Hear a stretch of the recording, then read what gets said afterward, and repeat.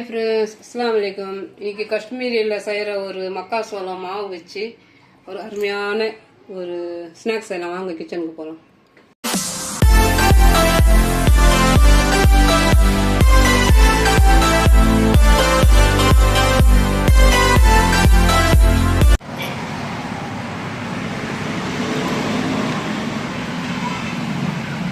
மக்காசோளம் 1 kilo,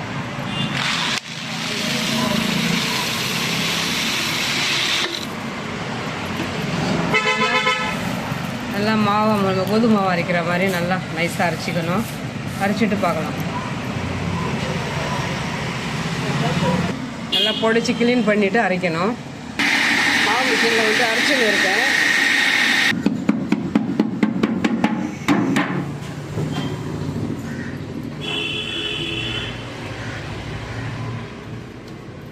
மாவு அரைச்சாச்சு. கொஞ்சம் நேரம் அப்படியே மிஷின்லேயே இங்கேயே கொஞ்சம் நேரம் அப்படியே ஆற வச்சுட்டு அதுக்கப்புறம் டப்பாவில் எடுத்துக்கணும். ஒரு கோஸு இந்த அளவுக்கு துண்டு கட் பண்ணி அதுலேயும் வச்சாச்சு. போதும். வாஷ் பண்ணி வச்சுருக்கேன்.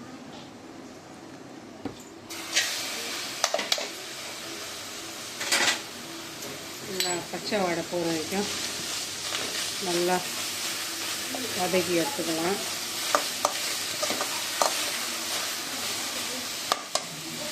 லைட்டாக மஞ்சள் தூள் சேர்த்துக்கலாம்.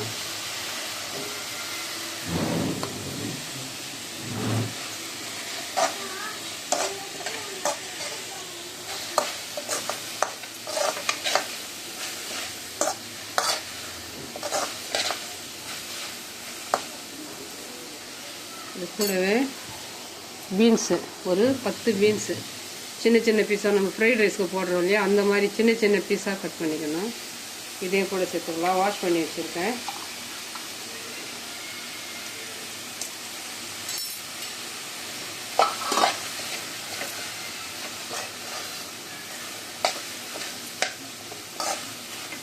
நல்லா ஆவி வர வரைக்கும் நல்லா வதங்கட்டும்.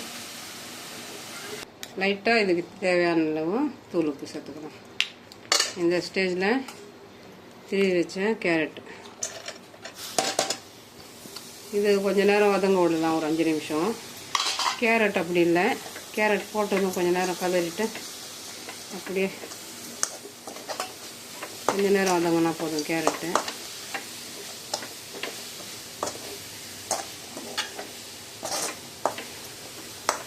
கொஞ்சம் ஒரு ஆவி வரட்டும். லோ ஃப்ளேமில் வச்சு தான் செய்யணும்.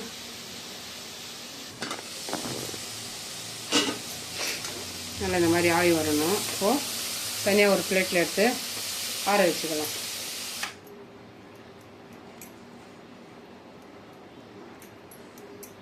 பேன் காற்றுல ஆற வச்சிடலாம்.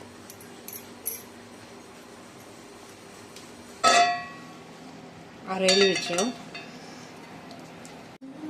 எலுமிச்சை பழம், ரொம்ப பெருசும் இல்லை சின்னதும் இல்லை, மீடியமான ஒரு எலுமிச்சை பழம், அரை எலுமிச்சை பழம். விதையெல்லாம் எடுத்துடணும்.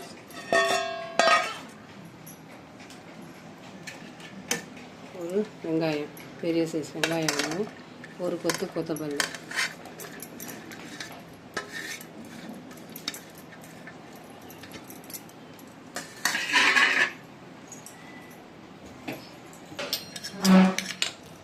ஏற்கனவே நம்ம மஞ்சள் தூள் அதில் சேர்த்துருக்கோம். மஞ்சள் தூள் தேவையில்லை. காரத்துக்கு கலருக்கு 1 ஸ்பூன் காஷ்மீரி தூள், 1/4 ஸ்பூன் கரம் மசாலா, சின்ன ஸ்பூன் சோம்பு பவுடர், 1 ஸ்பூன் இஞ்சி பூண்டு பேஸ்ட். இந்த கலவைக்கு எல்லாத்துக்கும் சேர்த்து உப்பு, தூள் உப்பு. நல்லா ஆறிடுச்சு. இதையும் சேர்த்துக்கலாம்.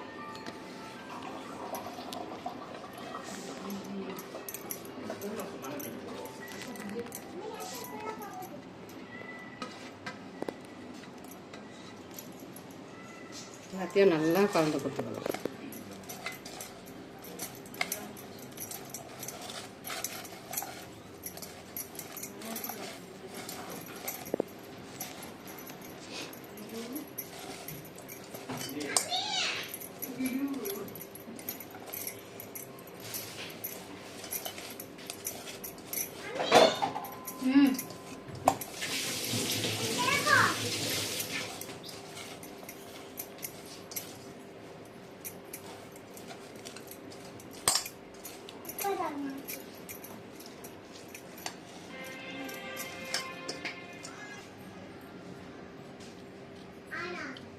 ஒரு சின்ன சிட்டிகை ஃபுட் கலர், இந்த கலரிங்காக இருக்கும்.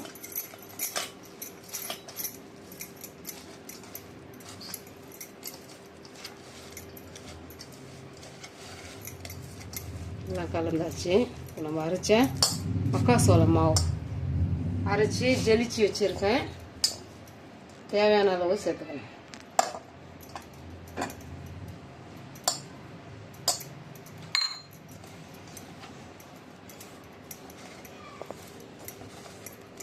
சப்பாத்தி மாவு பிசைறோம் இல்லையா, அந்த மெத்தடில் வரணும்.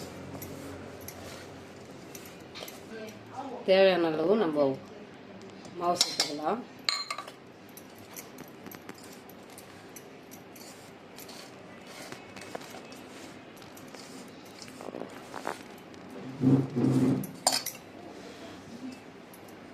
லைட்டாக தண்ணி தெளிச்சுக்கலாம்.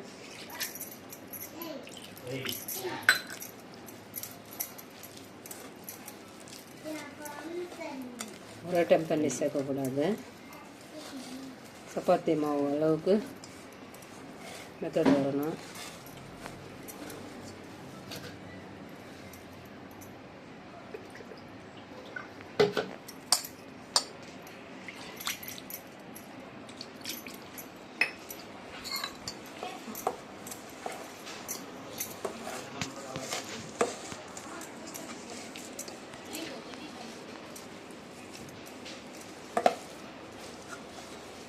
எல்லாமே நம்ம கைக்கு எட்டின பொருள் தான்.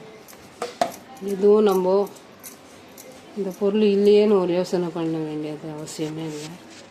எல்லாமே கைக்கு எட்டின பொருள் தான். நல்லா ஒரு ஹெல்த்தியான ஒரு ஸ்நாக்ஸ்.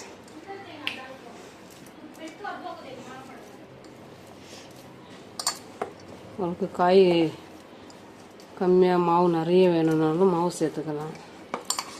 நான் காய் எல்லாமே கொஞ்சம் எக்ஸ்ட்ராவே போட்டிருக்கேன். இதை விட கம்மியாக வேணும்னாலும் போட்டுக்கலாம். இதால் 1.5 கப்பு மாவு போட்டிருக்கேன்.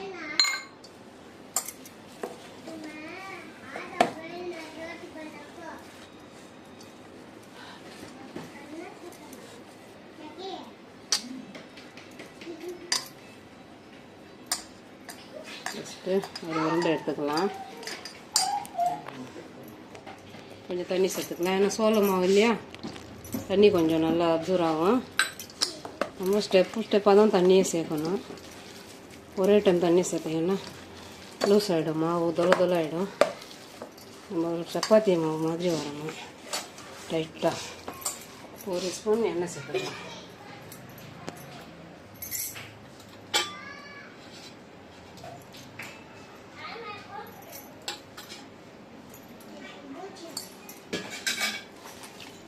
கையில் ஒட்டாமல் இருக்கும். கொஞ்சம் எண்ணெய் சேர்த்துக்கணும். ஒரு ஸ்பூன் எண்ணெய் சேர்த்துக்கணும், கையில் ஒட்டாத வரும். கொஞ்சம் ஜெசிறதுக்கு ஈஸியாக இருக்கும்.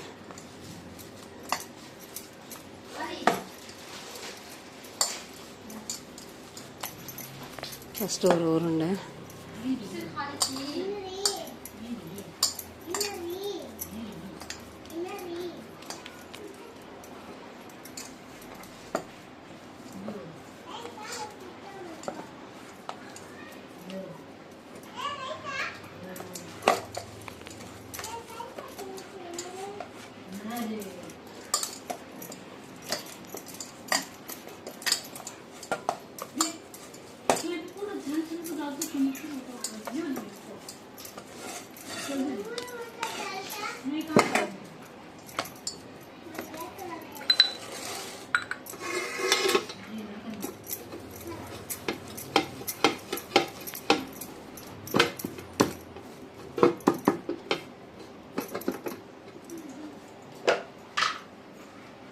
கொஞ்சம் மாவு போட்டுக்கலாம், ஒட்டாத வரும்.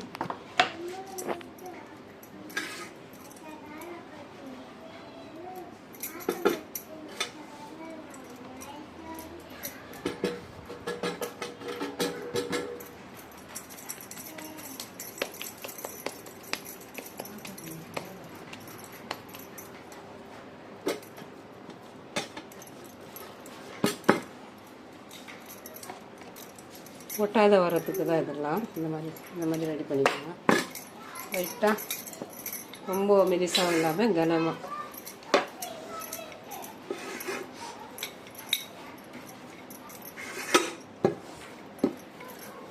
நல்லா கனமாக உருட்டி எடுத்துக்கணும்.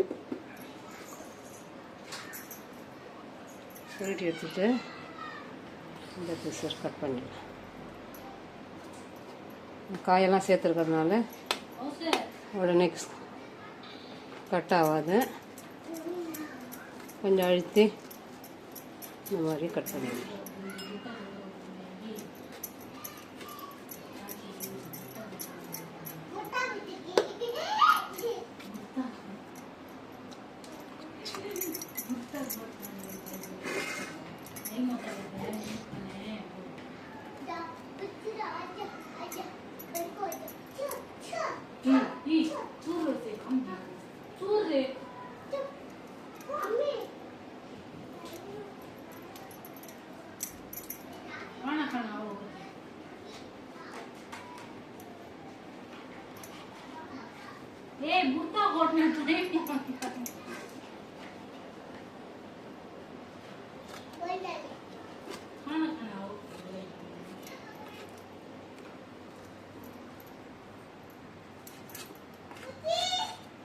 வறுத்து எடுத்துக்கலாம்.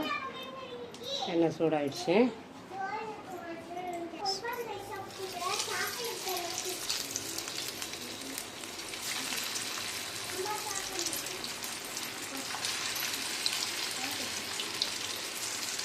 எண்ணெய் நல்லா சூடானதும் சிம்மில் வச்சிடணும்.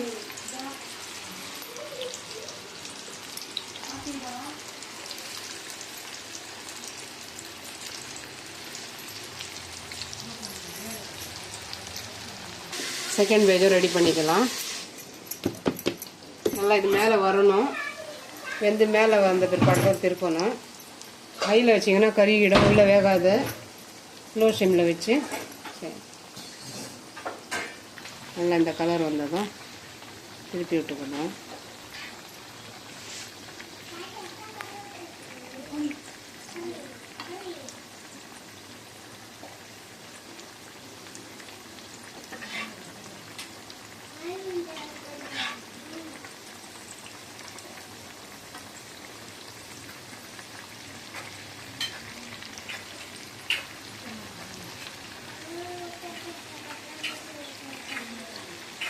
திருப்பியாச்சு.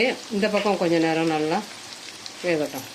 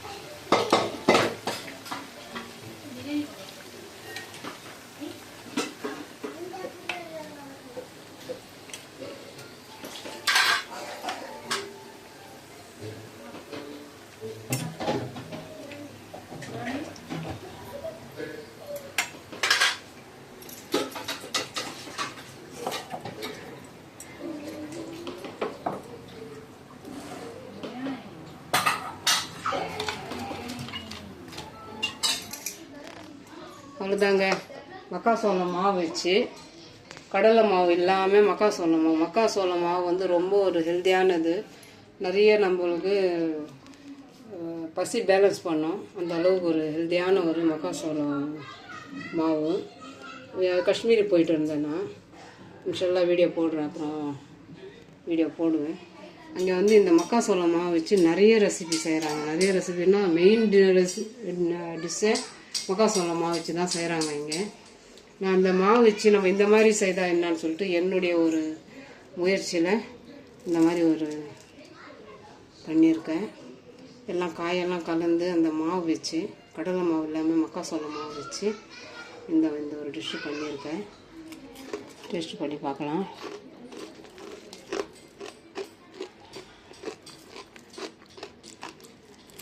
ரொம்ப அருமையாக இருக்குங்க.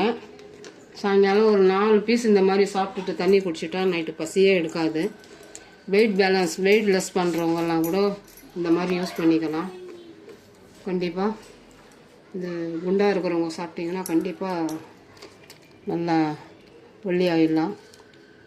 அதே சமயம் நல்லா ஹெல்த்தியான ஒரு எல்லா காய்கறியும் சேர்த்து இந்த மாதிரி 3 காய்கறி எல்லாமே கொஞ்சம் கொஞ்சம் தான் போட்டிருக்கேன். அந்த அளவுக்கு மாவு வந்திருக்கு. இந்த அளவுக்கு நான்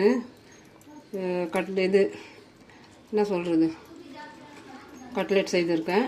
இந்த அளவுக்கு மாவு இருக்குது பாருங்கள். நான் போட்ட மாவு வந்து சின்ன கப்பால் 2 கப்பு மாவு. அந்த 2 கப்பு மாவில் இந்த அளவுக்கு நம்மளுக்கு மாவு வந்து உபரியாக வந்திருக்கு. கண்டிப்பாக சாயங்கால டைமில் குழந்தைங்களுக்கு இந்த மாதிரி ஒரு டிஃப்ரென்ஸாக ஒரு ஸ்நாக்ஸ் செய்து கொடுங்க. இந்த மாவு வச்சு இங்கே நிறைய செய்கிறாங்க. நான் ஃபஸ்ட்டு மாவு அரைச்சிட்டேன். 1 கிலோ மாவு அரைச்சிட்டேன். பார்த்தீங்க இல்லையா, 1 கிலோ மாவு அரைச்சிருக்கேன். அந்த மாவு வச்சு என்னென்ன ரெசிபி செய்யலான்றது என்னுடைய தாட்டு. அதனால் ஃபஸ்ட்டு வந்து இதை பண்ணியிருக்கேன்.